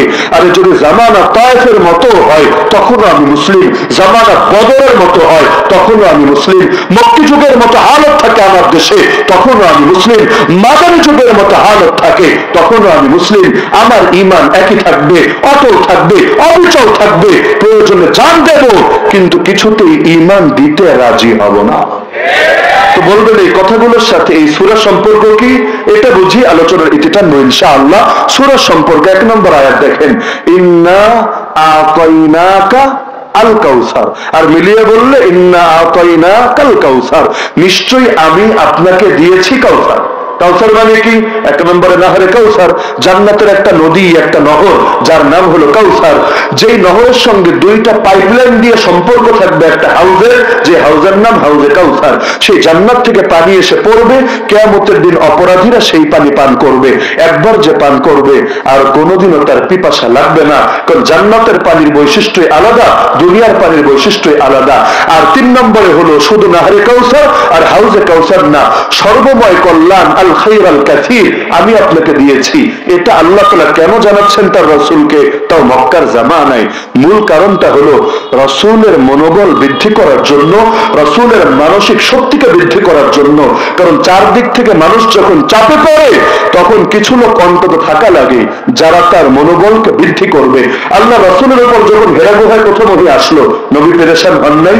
এত বেশি পেরেশান, নবী বলেন লাকাদ খাশিতু আলা নাফসি, আমি প্রাণের ব্যাপারে ভয় পেতে লাগলাম, মনে হয় আমি আর বাঁচবই না। চলে আসলেন আম্মা জান খাদিজা রাদিয়াল্লাহু আনহার কাছে, তখনও নবী অসুস্থ। জাম্মিলুনি জাম্মিলুনি, নিজের গায়ে নিজে চাদর টেনে দিবেন এমন অবস্থাও নাই, অন্যদেরকে বললেন কাঁথা টেনে দাও, চাদর টেনে দাও। যখন টেনে দেওয়া হলো, আল্লাহ রাসূল নিজের ভয়ের কথা প্রকাশ করলেন, আম্মা জান সর্বপ্রথম সান্ত্বনা দিলেন। কি খুশনসিব আমাদের আম্মা জানের। আরে উম্মত যখন পেরেশান হয়, নবী সান্ত্বনা দেন, নবী নিজেই এখন পেরেশান। আল্লাহর কি কুদরত, আল্লাহ আম্মা জানকে কবুল করেছেন এই মাকামের জন্য, তিনি এবার নবীকে সান্ত্বনা দিবেন। কি বলে সান্ত্বনা দিলেন? কাল্লা ওয়াল্লাহ লা ইউখজিকা আল্লাহু আবাদা, আল্লাহ কসম করে বলছে নবী, কিছুতেই না, এমনটা হবে না, আল্লাহ কখনোই আপনাকে লাঞ্ছিত করবেন না। যাই হোক, প্রসিদ্ধ হাদিস সকলে জানেন। এই যে সান্ত্বনা দিলে মনোবল বাড়ে নাকি বাড়ে না? এই যে কারাগারের মধ্যেও যারা দিন কাটিয়ে এসেছে, যদি বাস্তবে এমন হতো গোটা সব আলেমরা ময়দানে আছে, একজনকে ধরে নিয়ে কারাগারে ঢুকিয়ে সব অন্য শ্রেণীর লোকের সঙ্গে রাখা হয়েছে, তাহলে সেখানে মনোবল টিকিয়ে রাখা বড় কঠিন হতো। অনেক ক্ষেত্রে এটা নিজের ইমানের জন্য একটা প্রশ্ন হয়ে দাঁড়াতো। কিন্তু যখন সবাই নিয়ে একসঙ্গে জেলে ঢুকিয়েছে, না আমার মন ভাঙলে আপনি সান্ত্বনা দেন, আপনার মন ভাঙলে আমি সান্ত্বনা দিই, আমাদের তো হালত এমনই, একজনের বাচ্চা মারা যায় আর একজন এসে সান্ত্বনা দেয়, আবার সে বিপদে পড়ে এসে সান্ত্বনা দেয়। আলহামদুলিল্লাহ, তাআওয়ানু আলাল বিররি ওয়াত তাকওয়া, প্রত্যেকের দ্বারা প্রত্যেকের দিল শক্তিশালী থাকে। তা আমার রাসূলকে আল্লাহ তাআলা মক্কায় বহুভাবে শত শত আয়াত দিয়ে সান্ত্বনা দিয়েছেন। কখন আগের নবীদের ঘটনা শুনিয়ে যে রাসূল এই আচরণ তো নতুন না, অতীত নবীদের সাথে একই আচরণ করা হয়েছে। কখনো মূলনীতি শিখিয়ে, মা ইউকালু লাকা ইল্লা মা ক্বাদ কিলা লির-রুসুলি মিন ক্বাবলিক, হে রাসূল আপনাকে যে গালিগুলো দেওয়া হচ্ছে নতুন কোনো গালি না, এই কথাগুলো আপনার পূর্বে যারা এসেছে তাদেরকেও বলা হয়েছে। ওয়ালাকাদ কুযযিবাত রুসুলুম মিন ক্বাবলিক, আপনার পূর্বে রাসূলদেরকে মিথ্যাবাদী বলা হয়েছে। ফাসাবারু আলা মা কুযযিবু ওয়া উযু, তারা সবর করেছে, তাদেরকে কষ্ট দেওয়া হয়েছে, কিন্তু একদিন না একদিন ঠিকই আমার সাহায্য নেমে এসেছে। আর এটাই আমার মূলনীতি, আমার মূলনীতি কখনোই পরিবর্তন হবে না। হাত্তা আতাহুম নাসরুনা ওয়ালা মুবাদদিলা লিকালিমাতিল্লাহ, তা আমার রবের নিজামই এটা। আল্লাহ রাসূলকে তিনি বিভিন্ন ভাবে সান্ত্বনা দিয়েছেন। এমনকি বহু হাদিসে আল্লাহ রাসূল এই সান্ত্বনা নিয়ে অনেক ফজিলতের বাণীও শুনিয়েছেন। তো এটা থেকে আমাদের বর্তমানে শিক্ষা হলো, আমি একা, আপনি একা, আমরা 10 জন, আমরা 20 জন, হয়তো আলাদা আলাদা ভাবে কেউ তেমন কিছুই করতে পারবো না, উল্টো করতে গেলে বারবার হয়তো বিপদে পড়বো, ঝামেলায় জড়াবো, কিন্তু না, তাই বলে মনোবল ভাঙা যাবে না। প্রত্যেকের পাশে দাঁড়াবো, একজন আরেকজনের হিম্মত বৃদ্ধি করবো। দুনিয়ার হালত দিয়ে না, এটা বলবো ভাই কয়টা দিন সবর করো না, আল্লাহ পোষায় দিবেন ইনশাআল্লাহ। ওয়ালাল আখিরাতু খায়রুল লাকা মিনাল উলা ওয়ালা সাউফা ইউতিকা রাব্বুকা ফাতারদা, তোমার জন্য পরবর্তী জীবন পূর্ববর্তী জীবনের চেয়ে উত্তম হবে। তোমার রব তোমাকে এত দেওয়া দিবেন যে তুমি খুশি হয়ে যাবে। এই সান্ত্বনা, এই যে বাংলাদেশে বসে আপনি ফিলিস্তিনের মুসলমানদের পক্ষে যদি ঐক্য জানান, সংহতি জানান, বাস্তবে মনে হতে পারে কি লাভ হবে, লড়াই করলে না লাভ, টাকা দিলে না লাভ, কিন্তু বসে বসে তাদের পক্ষে বললে কি লাভ? কোনদিন যদি তাদের কোন নেতার সাথে দেখা হয়, জিজ্ঞেস করেন কি লাভ, যে এর দ্বারা কি মনোবল বাড়ে কিনা, এর দ্বারা কি তারাও আলাদা একটা শক্তি অনুভব করে কিনা, যে গোটা দুনিয়া চেয়ে আছে আমাদের দিকে, আমাদের পিছ কদম হলে চলবে না, মুনাফিকি করলে চলবে না, বসে গেলে চলবে না, গোটা উম্মত স্বপ্ন দেখছে আমাদেরকে নিয়ে, আমাদেরকে দুর্দান্ত কদম এগিয়ে যেতে হবে। এই যে কারাগারে আমাদের আলেমরা যখন যায়, অনেকে টিটকারি মেরে বলে এই যে এত লাখ লাখ লোক থেকে মাহফিলে এরা কই হারায় যায়, এরা তো কিছু করে না, এরা তো পাশে থাকে না। কিন্তু এই কথাটা আমার কাছে ব্যক্তিগত ভাবে এ কারণে পছন্দ লাগে না। ভাই চাইলেও সকলে মামলা তদবির করতে পারবে, এটা সম্ভব না, এটা অনেকে বোঝেও না। চাইলেও সবাই গিয়ে ফ্যামিলির কাছে টাকা দিতে পারবে না, কারণ সকলের যোগাযোগ করার মতো ব্যবস্থাও হয়ে ওঠে না।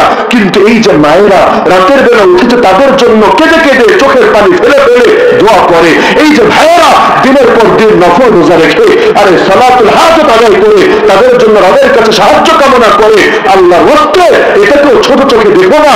সবসময় শুধু টাকা দিলেই ফায়দা হয় না, সবসময় শুধু মামলা লড়লেই ফায়দা হয় না। কখন এই দোয়াগুলোর দ্বারা আল্লাহর কসম এমন ফায়দা হয় যেটা গোটা দুনিয়া দিয়েও কেনা সম্ভব না।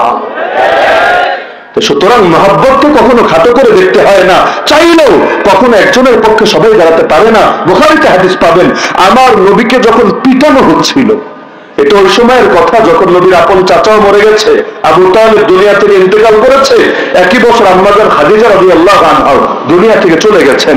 আল্লাহ রাসূল একদিন নামাজে দাঁড়িয়েছেন, নামাজে মসজিদে হারামে। এমন সময় উকবা ইবনে আবি মুআইত নামক এক নরধমের নজর পড়ল নবীর উপরে। ভাবলো নবীর মাথার উপর তো ছায়া নাই, শেল্টার নাই, এখন নবীর আচ্ছা মতো শিক্ষা দেই না আউযুবিল্লাহ। যে নবীর দাম আসমান জমিনের চাইতে বেশি, আরশ কুরসি লৌহ কলমের চাইতে বেশি, সেই নবীকে শিক্ষা দিতে এগিয়ে আসলো। নিজের গায়ের চাদর খুলে নবীর গলায় পেঁচিয়ে শ্বাস রুদ্ধ করে নবীকে হত্যা করার চেষ্টা করতে লাগলো। আল্লাহ নবী সাল্লাল্লাহু আলাইহি ওয়াসাল্লাম তো নামাজ ছাড়ছেন না, কিন্তু তার শ্বাস করাটাই কঠিন হচ্ছে। এখন নেতাজিকে এই আচরণ করতে যখন দেখলো, সাঙ্গপাঙ্গরাও ছুটে আসলো। কেউ এসে নবীকে ঘুষি মারছে, কেউ চর দিচ্ছে, কেউ জামা টেনে হিঁচড়ে জামা টানার চেষ্টা করছে ছিঁড়ে ফেলবে বলে, কেউ ধাক্কা দিয়ে নবীকে ফেলে দিচ্ছে সে কাবার দেয়ালে, এরপর টেনে হিঁচড়ে নবীর গা থেকে রক্ত ঝরাচ্ছে। পাশেই দাঁড়ানো ছিলেন, হাদিসটা যিনি বর্ণনা করেছেন সাহাবী আব্দুল্লাহ বিন মাসউদ রাদিয়াল্লাহু আনহু, তিনি বলেন কলিজাটা ফেটে যাচ্ছিল, চোখ বেয়ে বেয়ে পানি গড়িয়ে পড়ছিল, কিন্তু কিছুই করার ছিল না। একদিকে তো আমার এখানে জিহাদেরও তো আদেশ আসে নাই যে চূড়ান্ত লড়াইয়ে নেমে পড়বে, দ্বিতীয়ত তার আত্মীয় তার ঘর বাড়ি কিছুই মক্কায় না, তিনি কুরাইশের লোক না, তিনি বাইরের মানুষ, তিনি একে কি বা করতে পারেন এতগুলো দুশমনের মোকাবেলায়। তিনি বলেন আমার খালি আফসোস হচ্ছিল, লাউ কানা লি মানা, লাউ কানা লি মানা, আমার যদি একটা প্রতিরক্ষা বাহিনী থাকতো, একটা মুজাহিদ বাহিনী থাকতো, আজকে এই শয়তানদেরকে শিক্ষা দিতাম, কিন্তু কিছুই করতে পারছিলাম না, চোখ বেয়ে বেয়ে পানি গড়িয়ে পড়ছিল। এমন সময় দেখলাম একজন লোক ছুটে আসলো, একটা একটা করে ধাক্কা দিয়ে সরিয়ে নবী পর্যন্ত পৌঁছে গেল, আর চিৎকার করে বলতে থাকলো কোরআনের আয়াত, আতাকতুলুনা রাজুলান আইয়াকুলা রাব্বি আল্লাহ, তোমরা কি একজন লোককে কেবল এই অপরাধে হত্যা করে ফেলবা যে সে বলে আমার রব আল্লাহ? আল্লাহকে রব বলা কি এত বড় অপরাধ, এত বড় পাপ, যার জন্য তাকে তোমরা বাঁচতেই দিবা না? এবার তাকেও মারতে মারতে মারতে সেখানে অজ্ঞান করে ফেললো। সেই মানুষটা আর কেউ না, সিদ্দিক আকবর আবু বকর রাদিয়াল্লাহু আনহু ছিল। তো এখন কিছু হালত এমন থাকে যে বাস্তবে কিছু করা যায় না, কিন্তু তখনও যদি একজন আরেকজনকে সান্ত্বনা দেয়, যেমন কারাগারের জীবনে কে কার জন্য কি করতে পারবে, কিন্তু একজন যে আরেকজনকে সান্ত্বনা দিত, আমার এখনো মনে পড়ে। আমরা তো করোনার টাইমে ঢুকলাম, এমন একটা টাইম ফুল লকডাউন, না কোর্ট খোলা, না ফ্যামিলির সঙ্গে সাক্ষাতের ব্যবস্থা, চিঠি প্রদান আদান প্রদান এটাও অঘোষিত ভাবেই বন্ধ হয়ে আছে। চিঠি দিলেও আর কোনো খবর নাই, ওদিক থেকে পাঠালেও খবর নাই, বড় এক মুশকিল ব্যাপার। আর ফোনেরও কোনো ব্যবস্থা নাই, অপরাধীরা যারা আছে বাকিরা সবাই ফোন কল করতে পারছে, সাক্ষাতের বিকল্প দিয়েছে সপ্তাহে 10 মিনিট পরিবারের সঙ্গে ফোন আলাপ, এখন তারা করতে পারছে। এখন তারা চোর হোক, ডাকাত হোক, ধর্ষক হোক, খুনি হোক, যা হোক, সবার জন্য এটা বৈধ হলো। কিন্তু আমরা যেহেতু হুজুর মানুষ, হুজুর হওয়া এত বড় অপরাধ যে অপরাধের কোনো ক্ষমতা নাই। আমাদের জন্য ফোন কল তো দূরের কথা, ওরা তো সারাদিন ঘোরে খেলে, একেবারে ফজরের পর থেকে নিয়ে আসর তক, কিন্তু আমাদের গায়ে রোগ লাগানোর সুযোগ নাই। ওই খাঁচার পাখি খাঁচাই বন্দি, সর্বোচ্চ মাঝখানে কিছুটাই খালি বারান্দায় হাঁটাহাঁটি করতে দেয়, যে একেবারে হাঁটাহাঁটি না করলে যদি আবার পঙ্গু হয়ে যায়, যদি আবার রোগ ব্যাধি দেখা দেয়, একটু হাট ব্যথা, এর চাইতে বেশি কিছু করতে পারবি না। তো এই যে কষ্টের মধ্যে একটা দিন যাচ্ছিল, 3টা মাস চলে গেল, কারো জামিনও আসে না, ফ্যামিলি বেঁচে আছে নাকি মরে গেছে কেউই জানে না, কি আর করুন হাল। 3 মাস পর হঠাৎ একদিন সকালে এসে নাম ডাকতে শুরু করলো, জামিনের নাম। সবার ভেতরে একেবারে আশার আলো দানা বাঁধলো, মনে হয় আজকে আমার নামটাও আসবে, মনে হয় আসবে।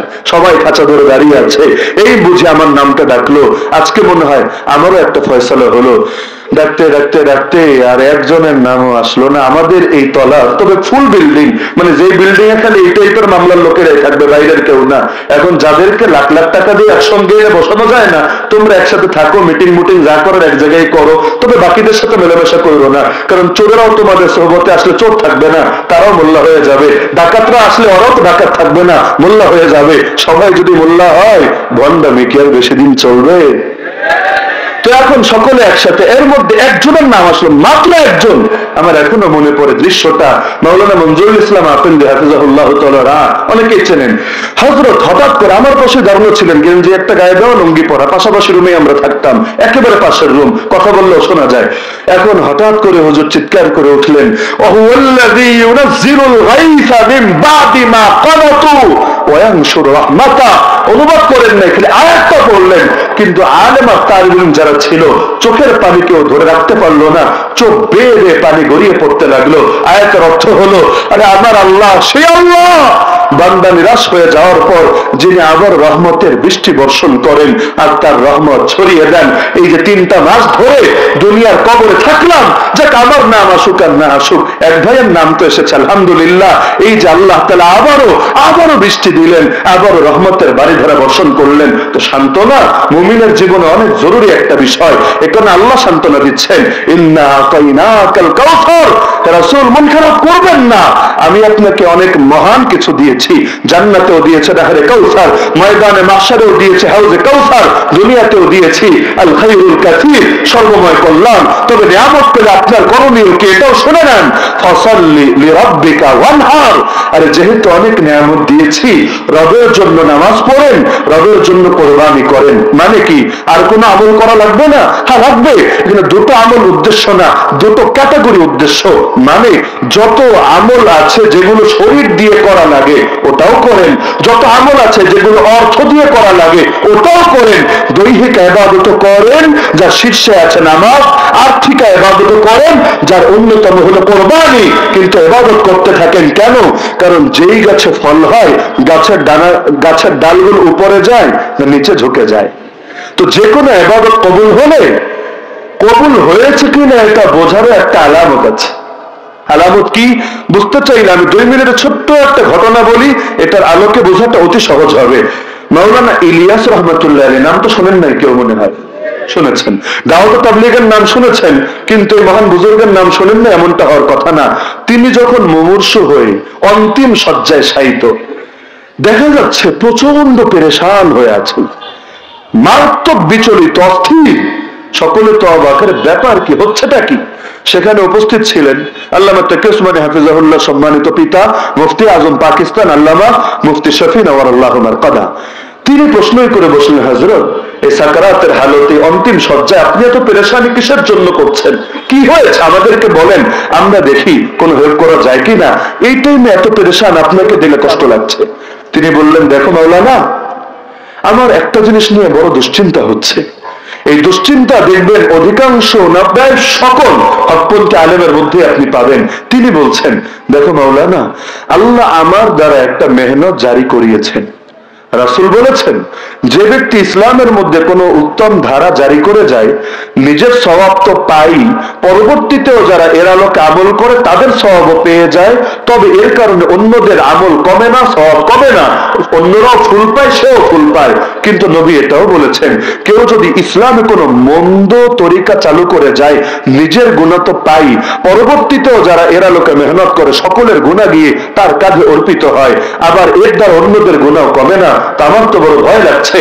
মান সান্না ফিল ইসলামি সুন্নাতান হাসানা ফালাহু আজরুহা ওয়া আজরু মান আমিলা বিহা মিন গায়রি আন ইউনকাস মিন উজুরিহিম শাই ওয়া মান সান্না ফিল ইসলামি সুন্নাতান সাইয়্যা ফাআলাইহি উজরুহা ওয়া উজরু মান আমিলা বিহা মিন গায়রি আন ইউনকাস মিন আওজারিহিম শাই। বড় ভয় লাগছে, যদি মেহনতটা আসলেই আল্লাহর কাছে মকবুল মেহনত হয়, আল্লাহ তো আমাকে অনেক সওয়াব দিবেন। কিন্তু আল্লাহ না করুক, যদি এটা কোনো মন্দ কিছু হয়, আমি এত মানুষের পাপের দায় এই ছোট কাঁধে নিব কিভাবে? ভাবতে পারেন কি বিনয়। আরে আমাদের মতো না যে কয়েকটা মাস সময় লাগে এসে এখন আর মসজিদের ইমামরাও গোনে না, আলেম ওলামারাও গোনে না। আরে আমাদের আলেম ওলামা লাগে না, এখন নিজেরাই হয়ে যায় জামানার কুতুব। আরে যদি আবার বলেন, কি রে তোমরা আলেমদের সাথে থাকবা না, বলে আমাদের সাথেও আলেম আছে, বিষয় তো দুইটা আলাদা। আমরাও আলেমদের সাথে আছি, আমাদের সাথেও আলেম আছে, তাহলে কে মূল আর কে শাখা? টাকা দিলে ওই ভণ্ডদের দরবারেও টুকটাক মৌলবী পাওয়া যায়, কারণ আত্মসী দরবারে মৌলবী নাই, মাইজভান্ডারি দরবারে নাই, জওয়ানবাগি দরবারে নাই। বিক্রি হওয়া প্রোডাক্ট গুলো কোন জায়গায় থাকে না? আমাদের উস্তাদরা বলতেন, তোমরা পান্তা ভাত না, তোমরা বিরিয়ানি। পান্তা ভাত পচলে গন্ধ কমই হয়, বিরিয়ানি পচলে গন্ধ অনেক বেশি হয়। পান্তা ভাত খেতে কম মজা, বিরিয়ানি খেতে বেশি মজা। মজার দিক থেকেও যেমন বেশি, পচলে কিন্তু গন্ধ বেশি। তো কোন মৌলবী যখন পচে, সাধারণ মানুষ পচলে তো একা পচে, মৌলবী পচলে গোটা চাতিরে দিয়া পচে। তো এখন এই যে হালত গুলো হয়, এগুলো হলো এক পাশে রাখেন, আর ইলিয়াস রহমাতুল্লাহের কথাটাকে আরেক পাশে রাখেন। মুফতি শফি আলী রহমান কি জবাব দিলেন, এটা হলো আমার মূল পয়েন্ট। তিনি বললেন, হযরত, আমি আত্মবিশ্বাসের সাথে বলছি, আল্লাহ আপনার এই মেহনতকে কবুল করে নিয়েছেন। আপনি বলবেন কিসের ভিত্তিতে বললো?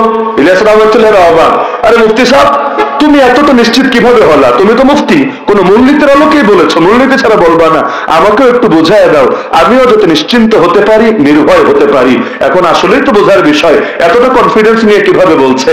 আমরা হলে বলতাম, আরে তার দলে এত লোক আছে, তার এটা আছে, তার সেটা আছে, এটা অমুক জায়গায় ছড়ায় গেছে এই বাহ্যিক সিমটম গুলোতে। কিন্তু আল্লাহ তো খালি বাহ্যিকটা দেখেন না, তার রূহটাকে দেখেন, দিলটাকে দেখেন। তিনি বললেন, হযরত, আমি কোরআন এবং হাদিস পড়ে এই মূলনীতি বুঝেছি, আল্লাহ তাআলা যার উপর রাজি থাকে, তাকে যখন নেয়ামত দেয়, আল্লাহর সঙ্গে তার সম্পর্ক আরো বাড়ে, তার ভেতরে আল্লাহর ভয় আরো বেশি ধরে। এজন্য নবীও নামাজ শেষ করতে দেরি সালামটা ফিরিয়েই বলতেন, আস্তাগফিরুল্লাহ, আস্তাগফিরুল্লাহ, আস্তাগফিরুল্লাহ। তো নামাজ শেষ করে আস্তাগফিরুল্লাহ কেন বলতে হবে? নবী কি কোনো পাপ করে ফেলেছেন, কোনো গুনাহ করেছেন? না, এই যে নামাজ পড়লাম, আল্লাহ মা আবাদনাকা হাক্কা ইবাদাতিক ওয়া মা আরাফনাকা হাক্কা মারিফাতিক, যেভাবে তোমার হক আদায় করে ইবাদত করা দরকার ছিল করতে পারি নাই, যেভাবে তোমার মারিফত হাসিল করা দরকার ছিল করতে পারি নাই। এই যে ভয়, এই ভয়টাই হলো ইবাদত কবুল হওয়ার অন্যতম আলামত। আল্লাহ কারুনকেও দিয়েছিলেন, আল্লাহ নবী সুলাইমান আলা নবীনা আলাইহিস সালামকেও দিয়েছিলেন। কারণ এত কিছু পেয়ে অহংকারী হয়ে গেল, ইন্নামা উতিতুহু আলা ইলমিন ইনদি, আমার জ্ঞানের কারণে এত কিছু দেওয়া হয়েছে। আল্লাহর ক্রেডিট স্বীকার না করে নিজের কৃতিত্ব স্বীকার করলো। অপরদিকে নবী সুলাইমানকে আল্লাহ এমন দেওয়া দিলেন, সুবহানাল্লাহ, এমন এক রাজত্ব, রব্বি হাবলি মুলকান লা ইয়ানবাগি লিআহাদিন মিন বাদি, যেটা তারপরে কারো পক্ষে পাওয়া সম্ভবই না। এমন এক রাজত্ব যেটা বাতাসের উপরও চলে, তাজরি বিআমরিহি রুখান হাইতু আসাব, আরে জিন তো জিন, শয়তানের উপরও চলে, ওয়া শায়াতিন কুল্লা বান্নাই ওয়া গাওয়াস, পাখির উপরও চলে, ওয়া তাফাক্কাদা তায়রা ফাকালা মা লিয়া লা আরাল হুদহুদ, এমন এক রাজত্ব পিঁপড়ার উপরও চলে। ইয়া আইয়ুহান নাম, আরে কি এক আজীব রাজত্ব আল্লাহ তাকে দিলেন। কিন্তু আল্লাহ বলছেন, ওয়া লাকাদ আতাইনা দাউদ ওয়া সুলাইমান ইলমা, আমি দাউদ আর সুলাইমানকে মহা জ্ঞান দিয়েছিলাম। আরে দ্বীনের জ্ঞানটা আছেই, গোটা দুনিয়ার রাজত্বেরও জ্ঞান দিয়েছিলাম। কিন্তু এত কিছু পেয়ে ওয়াকালা, তারা কি বলেছে জানো? আলহামদুলিল্লাহ, আমাদের প্রশংসা না, আমাদের কৃতিত্ব না, প্রশংসা আল্লাহর, আল্লাযী ফাদ্দালানা আলা কাসীরিন মিন ইবাদিহিল মুমিনিন, যিনি আমাদেরকে তার অনেক মুমিন বান্দাদের উপর শ্রেষ্ঠত্ব দিয়েছেন। আমাদের যে কোনো মুরব্বী আলেমের কাছে সাক্ষাৎ করতে যান, 1000 জনকে দেখেছে, 1000 জনকে এই কথাটাই বলেন, অন্তত বিদায়ের আগে হলেও, বাবা আমার জন্য এই দোয়াটা করো, আল্লাহ যাতে খাতেমা বিল খায়ের নসিব করেন। আমি এই বাক্য বলে নাই এমন ব্যক্তি দুনিয়াতে কমই দেখেছি, খালি এই বাক্য, বাবা দোয়া করো আল্লাহ যাতে খাতেমা বিল খায়ের নসিব করেন। মানে বুঝেন, আল্লাহ যাতে ঈমানটা নিয়ে যাওয়ার তৌফিক দান করেন, কারণ যার শেষ ভালো তার সব ভালো। আল আমানু বিল খাওয়াতিম, এই যে ভয়, আর আমাদের তো ভয় লাগে না, আমাকে তো মনে হয় যে মরতে দেরি, জান্নাতে যেতে দেরি না। নবীর সাহাবী হানজালা রাস্তায় বের হয়ে হয়ে বলে, না ফাকা হানজালা, না ফাকা হানজালা, ভয় লাগছে, আমি মনে হয় মুনাফিক হয়ে গেছি। ওমরের মতো জান্নাতের সুসংবাদ প্রাপ্ত সাহাবী হুযায়ফা রাদিয়াল্লাহু আনহুর কাছে গিয়ে বলে, হুযায়ফা, নবী তো তোমাকে মুনাফিকদের তালিকা দিয়ে গিয়েছেন, সবার নাম বলা লাগবে না, আমাকে খালি এতটুকু বলো না, আমি পাপী ওমরের নাম ওই লিস্টে নাই তো? একটা ইবাদত যখন কবুল হয় দিলের মধ্যে ভয় বাড়ে, সফলতা যত আসে আল্লাহর সঙ্গে সম্পর্ক তত বাড়ানো লাগে। এজন্য বিজয়ের কথা বলে আল্লাহ ইবাদতের কথা বললেন, ইযা জাআ নাসরুল্লাহি ওয়াল ফাত ওয়া রাআইতান নাসা ইয়াদখুলুনা ফি দীনিল্লাহি আফওয়াজা। যখন আল্লাহর সাহায্য আর বিজয় আসবে আপনি দেখবেন মানুষ দলে দলে মুসলমান হচ্ছে, তখন কাজ কি জানেন? ফাসাব্বিহ বিহামদি রাব্বিকা ওয়াস্তাগফির, রবের প্রশংসা সহ তাসবিহ পাঠ করেন, সুবহানাল্লাহি ওয়া বিহামদি, সুবহানাল্লাহি ওয়া বিহামদি, আর ইস্তিগফার করেন, আস্তাগফিরুল্লাহ আস্তাগফিরুল্লাহ ইন্নাহু কানা তাওয়াবা, নিশ্চয়ই তিনি তওবা কবুল করবেন। এটা হলো হকপন্থী বিজয়ী আর গলতপন্থী বিজয়ীদের মধ্যে পার্থক্য। দেখেন না দুনিয়াদাররা বিজয়ী হলে খুশিতে মেতে ওঠে, তখন আর পর্দা পশিদা রক্ষা করে না, গান বাজনা করতেও দ্বিধা করে না। আরে বিয়েতে গেলে আমাদের ছেলেপেলেরাই তো অনেকে দিনদারি ধরে রাখতে পারে না, ভিক্টরের চিহ্ন দেখায়, উল্লাসে মেতে ওঠে, সকল ধরনের পাপাচারে জড়িয়ে যায়। আর আল্লাহর বান্দারা এই যে খেলাফত পতনের 100 বছরের মাথায়ও আল্লাহ তাদের হাতে দিন বিজয়ী করলেন। দেখেন ওই জামানার ওমরকে দেখি নাই, এই জামানার ওমরদেরকে দেখছি। আগে শুধু কিতাবের পাতায় পড়তাম আর শাসক কিভাবে গাছের তলায় বসে দুনিয়া শাসন করে, আল্লাহ জামানায় এসেও দেখার তৌফিক দিয়েছেন। সুবহানাল্লাহ মা শাহানা। আরে যেমনি ভাবে একটা কৃষক চলে একইভাবে জামানার বাদশাহ চলে। আইনে জন্মে জব আ গয়া ওয়াক্তে নামাজ, দেখি সপনে খড়ে হো গয়ে মাহমুদ আয়াত। আল্লাহ তাআলা এমন সামনের এক পরিবেশ দেখার তৌফিক দান করেছেন। আমল যখন কবুল হয় ভেতরে ভয় বাড়ে, বিনয় বাড়ে। আর আমল যদি কবুল না হয় বরং সেটা আল্লাহর পক্ষ থেকে ঢিল হয়, ছাড় হয়। কারণ আল্লাহ ছাড় দেন যদিও ছেড়ে দেন না। আল্লাহ অতীতের জালেমদেরকেও ছাড়েন নাই, বর্তমানদেরকে ছাড়বেন কোন দুঃখে? আল্লাহ ছাড় দেন, এটা আল্লাহর নিজাম। বুখারীর হাদিস, ইন্নাল্লাহা লা ইউমলি লিয-যালিম হাত্তা ইযা আখাযাহু লাম ইউফলিতহু। তো নবীকে আল্লাহ শিখাচ্ছেন, নবী ষড়যন্ত্র পাহাড় যেন টিকতে পারবে না, পাহাড়ও সরে যাবে। এমনি কি আল্লাহ তার খাঁটি বান্দাদের বৈশিষ্ট্য বলেছেন, ওয়ালা ইয়াখাফুনা লাউমাতা লাইম, তারা কোনো নিন্দুকের নিন্দাকে ভয় করে না। কারণ আল্লাহ সাক্ষী, যারা গালিকে ভয় করে, সমালোচনাকে ভয় করে, নিন্দাকে ভয় করে, তারা কোন জামানায় হকের উপর টিকে থাকতে পারে না। এই জামানায় আপনি তো হকের কথা বলতে পারবেন না যদি আপনি মানুষের গালিকে ভয় করেন। কিন্তু আসলেই যদি হকের সৈনিক হন আপনি বলবেন, আরে তোদের চোখে হকের পথে চলা, হকের কথা বলা যদি জঙ্গিবাদ হয়, তোরা কান খুলে শোন।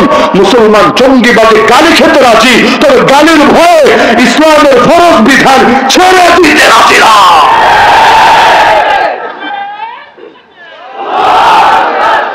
নারায়ে তাকবীর, নারায়ে তাকবীর, আল্লাহু আকবার, এগিয়ে চলুন, আল্লাহু আকবার জিন্দাবাদ। উত্তরের সঙ্গে এরকম তাকবীর মানায় না। পরিবেশটা যেমন তাকবীরও হবে এমন, সিংহদের তাকবীরও সিংহের মতোই হওয়া উচিত। না হলে দিয়েন না, ব্যাপার না, তবে দিলে এমন ভাবে দিবেন আসমান জমিন কাঁপবে। আল্লাহর কথা বলতে কিসের ভয় আছে? জয় শ্রীরামের তাকবীরে যদি দুনিয়া কাঁপতে পারে, আল্লাহু আকবারের তাকবীরেও দুনিয়া কাঁপবে ইনশাআল্লাহ।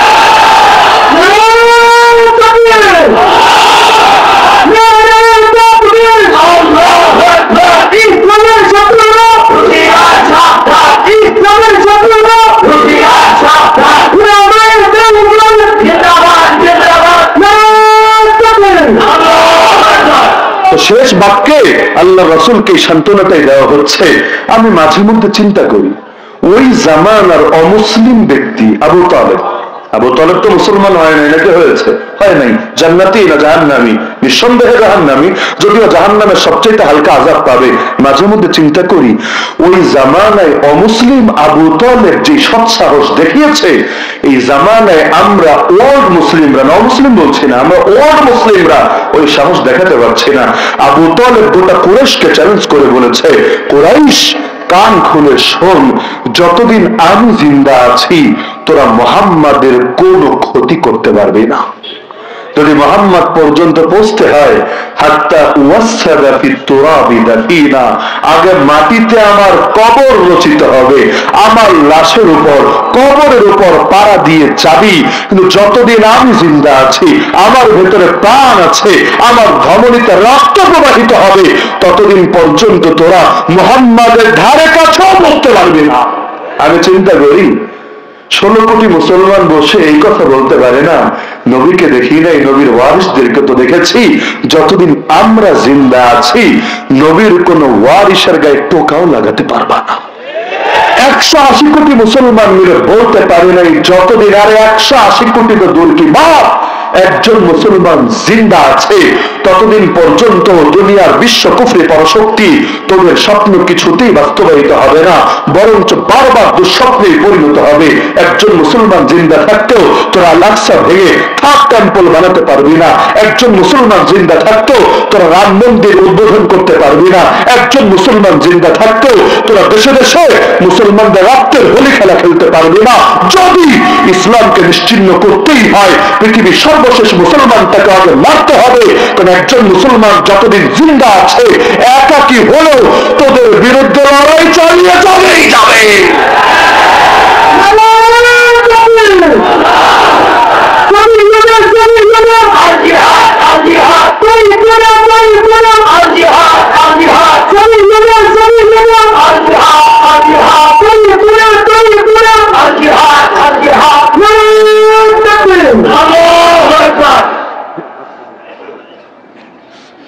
যাক, অনেকক্ষণ পর একটা মনের মতো তাকবীর শুনলাম। তবে কারো যদি আবার এখানে মানসিক রোগ থাকে, তাকবীর তো দিয়েছে না সাবিলুনা সাবিলুনা আল জিহাদ আল জিহাদ, কারো যদি অনেকদিন কান পরিষ্কার না করার কারণে আবার কানে শোনেন সাবিলুনা সাবিলুনা আল জঙ্গিবাদ আল জঙ্গিবাদ, যে হুজুর জামিয়া মাহমুদিয়ার মাদ্রাসা থেকে, আমাদের সেরেতাজ মুফতি কামাল সাহেবের মাদ্রাসা থেকে আল জঙ্গিবাদ স্লোগান দিচ্ছে, এমন যদি মনোরোগ থাকে আইসেন, আমরা চিকিৎসা করে দিব বিনামূল্যে ইনশাআল্লাহ। ওই ট্রান্সজেন্ডার বাদ যেমন মানসিক রোগ, জিহাদ শুনলো জঙ্গিবাদ কানে শুনতে পাওয়া মানসিক রোগ। আলিয়া মাদ্রাসার নেশাব থেকে অনেক বছর আগে জিহাদের আয়াত হাদিস বিদায় করেছে অজুহাতে, এগুলো পড়লে ছেলে মেয়েরা জঙ্গিবাদী হওয়ার আশঙ্কা আছে। এমনকি 9-এর বই, ইসলাম শিক্ষা বইয়ে গত বছর জিহাদ নামে একটা চ্যাপ্টার ছিল। এই বছর আমি বই নিয়ে আসি নাই, না হলে খুলে দেখিয়ে দিতাম, 2023-এও সেটা ছিল। এই 2024-এ ওটাকে ডিলেট দিয়ে ওখানে বসিয়েছে পরমত সহিষ্ণুতা। মানে কি? পরের মতের প্রতি ধৈর্য দেখানো। হ্যাঁ বলবেন ভালো কথা, আমার মতের উপর তুমি ধৈর্য দেখাও, তোমার মতের ব্যাপারে আমি ধৈর্য দেখাই, দেশটা সুন্দর হবে না। এটা তো বাইরের রূপ হলো। মুদ্রার আরেকটা পিঠ আছে তো, ডাল মে কুছ কালা তো জরুর হোগা, কারণ ওরা তো আর মাগনা মাগনা কোনো কাজ করবে না। পশ্চিমারা কোটি কোটি টাকা কেমনি ঢালে আমাদের শিক্ষা ব্যবস্থার পেছনে। আজকে আপনাকে শিখাবে পরমত সহিষ্ণু হও, কালকে বলবে ট্রান্সজেন্ডারদের উপর এত উগ্রবাদী আচরণ কেন করো, সমকামী, নাস্তিক, শাহবাগী, শাতিমা রাসূল, বেঈমান, কাদিয়ানী, হিজবুত তাওহীদ, আহলে কোরআন, এই ভণ্ডদের ব্যাপারে এতটা অসাম্প্রদায়িক আচরণ, তোমরা সাম্প্রদায়িক আচরণ কেন করো? একটু নরম হও, বিকুল কুল কুল, এই কুল সবক দিবে আগামীতে। এজন্য পরমত সহিষ্ণুতার সবক এখন ঢুকিয়েছে, কারণ আগে শেখায় মূলনীতি, পরে গিয়ে ইসলামের ভুল ধরে। আগে শেখাবে ইসলাম সাম্যের ধর্ম, সমান সমান সমান, পরে বলবে দেখো এই হুজুররা বাপ মারা গেলে ভাইরে আর বোনরে সমান দিতে চায় না। আগে বলবে ইসলাম শান্তির ধর্ম, শান্তি শান্তি শান্তি, পরে বলবে দেখেছো ইসলামে নাকি বদরও আছে, উহুদও আছে, খন্দকও আছে, এগুলো আবার কোন শান্তি? থাক, এগুলোর কথা আর বইল না। আগে শেখায় মূলনীতি, 2 দিন পরে দেখায় আসল বিষ। হাতির 2 রকম দাঁত থাকে না, কুছ দেখানে কে লিয়ে কুছ খানে কে লিয়ে। যেটা দেখায় ওটা দিয়ে খায় না, যেটা খায় কি জানেন না, ওটা দেখায় না। 2 রকম দাঁত থাকে।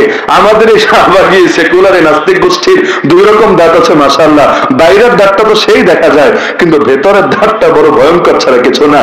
আমার নবীকে শেষ বাক্যে আল্লাহ জানাচ্ছেন ইন্না শানিআকা হুয়াল আবতার, নিশ্চয়ই তোমার দুশমনরাই হবে লেজ কাটা। এই আয়াতটা আমার কাছে মনে হয় নাস্তিকদের নজরে এখনো পড়ে নেই, কারণ হাইব্রিড মাথা তো, হাইব্রিড গাড়িতে গাড়ি নিয়ে যেমন রাস্তাঘাটে চলা যায় না, বিশেষ করে বাংলাদেশের রোডে যে ভাঙা চূড়া, একইভাবে হাইব্রিড মাথা নিয়ে ওরা চলতে পারে না। দেখেন না ওদের দলিলের কি অবস্থা, লাকুম দীনুকুম ওয়ালিয়া দীন, ধর্ম নিরপেক্ষতাবাদের দলিল। নাউযুবিল্লাহি মিন যালিক। শিয়া শিক্ষা পড়েছি, এটা হলো আউল বাউল লালনের গানের দলিল। ওয়াবুদ রাব্বাকা হাত্তা ইয়াতিয়াকাল ইয়াকিন, মানে হলো নামাজ পড়া লাগবে না, সিদ্ধি পাতা খেয়ে মাজারে মাজারে পড়ে থাকলেও চলবে, দিলে ইয়াকিন পয়দা হয়ে গেলেই হবে। আবার ইয়া আইয়ুহাল্লাযীনা আমানু সাল্লু আলাইহি ওয়া সাল্লিমু তাসলিমা, হে মুমিনরা নবীর সাথে দুরূদ পড়ো, সালাম পড়ো। আর তাসলিমা আল্লাহ লিখেছে আলিফ সহকারে। তাসলিমা লিখতে মিমের পরে কি লাগে? আলিফ লাগে। এটা দিয়েও দলিল দেয়, আরে মিমের পরে আলিফ বললো কিসের জন্য? আল্লাহ তো সব পারেন, আল্লাহ চাইলে আলিফ ছাড়াও বলতে পারতেন, আলিফ দিয়ে বললেন কিসের জন্য? বলো তো শ্রোতারা, আলিফ কি খাড়ায়া থাকে না বৈশা থাকে?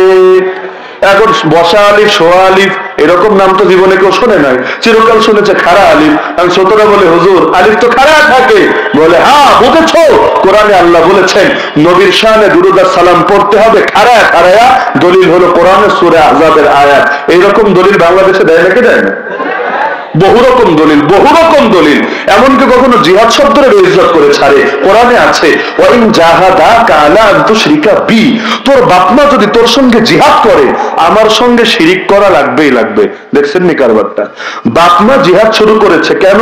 শিরিক কায়েমের জন্য, পোলাপান্ডে শিরিকে লিপ্ত করবে এটার জন্য। এখন এগুলো দিয়ে ওই কিছু কিছু হিন্দুত্ববাদীরাও ওরাও নিজেদেরকে মুজাহিদ বলে দাবি করে।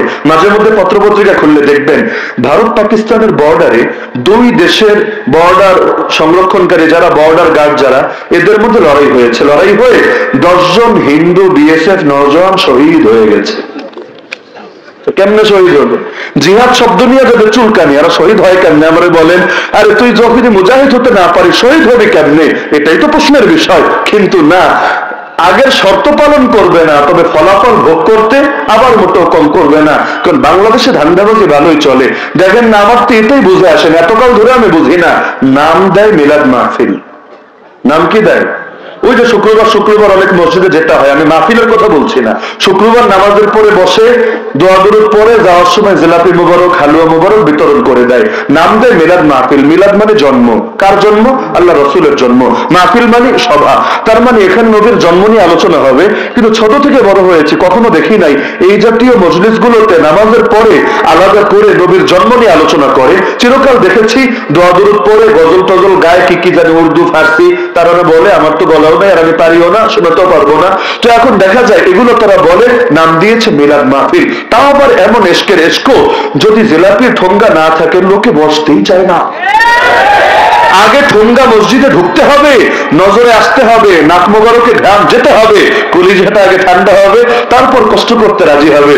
বলবো মাগনা মাগনা দোয়া চলে না হুজুর? দোয়ায় যদি কিছু হাদিয়া না থাকে ওই দোয়া দিয়ে কোনো কাজ হবে না। আর আমাদের নেচার তো হয়ে গেছে মাশাআল্লাহ, টাকা যত বড় দোয়ার পাওয়ার তত আলাদা। 10 লাখ টাকা দামের দোয়া আর 10 টাকা দামের দোয়া সমান হয় না। টাকা যত বেশি হয় দোয়া তত বেশি হয়। এজন্য দেখা যায় অনেক সময় সরকারি মসজিদের ইমাম আর খতিব সাহেবদের দোয়া শুনলে আমার কলিজাটা জোরে যায়। আরে আল্লাহ এত সুন্দর তেল মারে, এমনি কি দেশে তেলের দাম বেড়েছে? সব তেল যদি এক জায়গায় মারে গোটা দেশের গাড়ি ঘোড়া চলবে কিভাবে? তো এখন দেখা যাচ্ছে আল্লাহ তাআলা তার রাসূলকে জানালেন ইন্না শানিআকা হুয়াল আবতার, তোমার সামনে যতই দুশমনী করুক করা ম্যাচ কাটা হবে। তো যেই প্রসঙ্গে বললাম যে আয়াতটা নাস্তিকদের নজরে মনে হয় যায় নাই, কেন জানেন?